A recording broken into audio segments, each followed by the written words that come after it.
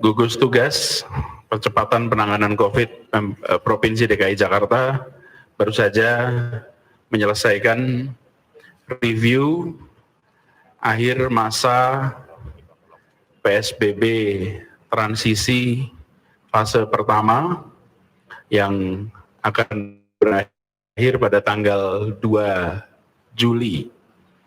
Dan dalam review tadi mendengarkan laporan situasi penularan COVID di DKI Jakarta.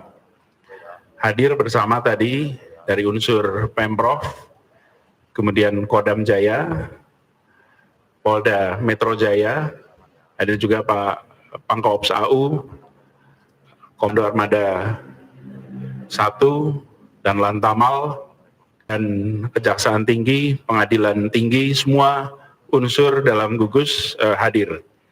Lalu di dalam pembahasan tadi, di review kondisi di Jakarta, apa yang terjadi selama 1 bulan terakhir, di situ nampak bahwa secara umum masih perlu ada peningkatan kedisiplinan masyarakat di dalam 3 aspek penting.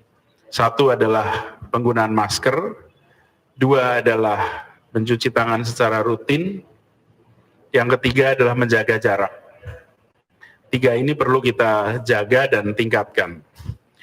Lalu terkait dengan status di Jakarta sendiri, saya akan menunjukkan hasil pantauan yang dilakukan oleh Dinas Kesehatan di Jakarta. Bisa dilihat di sini, terlihat gambarnya ya.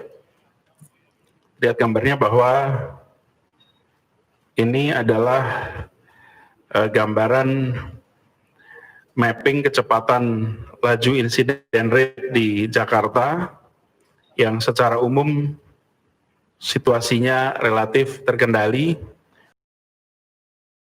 Kecamatan, 1 kelurahan yang di situ laju insiden rate-nya masih tinggi.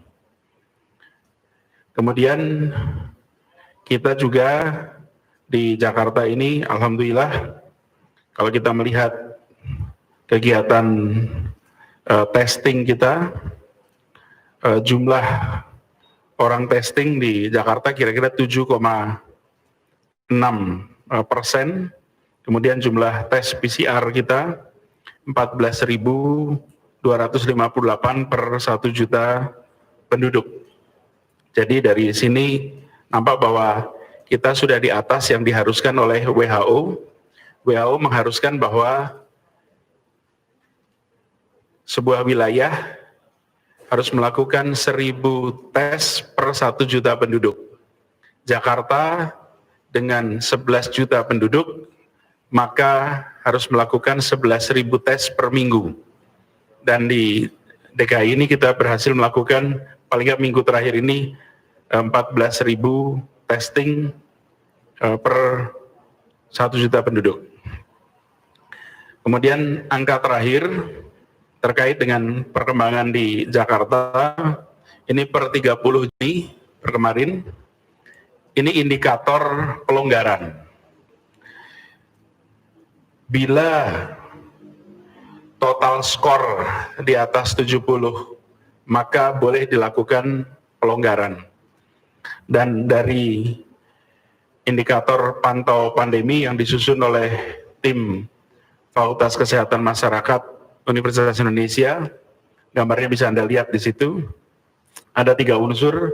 Unsur pertama adalah epidemiologi, yang kedua kesehatan masyarakat, yang ketiga adalah fasilitas kesehatan. Di sini terlihat bahwa unsur epidemiologi di Jakarta skornya 75, unsur kesehatan publik skornya 54, dan fasilitas kesehatan skornya 83, sehingga total skor di DKI 71. Bila dibandingkan dengan kondisi angka fasilitas kesehatan kita berubah, bulan lalu 100, sekarang angkanya 83, bukan karena ada problem di dalam fasilitas kesehatan, tapi karena ada tenaga medis yang terpapar, sehingga fasilitas kesehatannya harus ditutup. Karena ditutup, maka tidak berfungsi 100%. Tapi begitu nanti bisa dibuka lagi, insya Allah kita akan kembali ke skor 100. Nah, total skornya 71, dengan total skor ini artinya status kita memang kita bisa melakukan pelonggaran, dan kesimpulan dalam rapat gugus tadi disimpulkan bahwa PSBB transisi, yang itu artinya semua kegiatan berlangsung masih dengan kapasitas 50%, akan diteruskan 14 hari ke depan. Jadi PSBB di Jakarta diperpanjang selama 14 hari ke depan, dan kita akan evaluasi lagi sesudah kita mendapatkan perkembangan terbaru. Nah, untuk kita bisa lebih banyak berkegiatan, maka kedisiplinan dalam penggunaan masker, kedisiplinan dalam mencuci tangan, dan kedisiplinan dalam menjaga jarak itu menjadi kunci.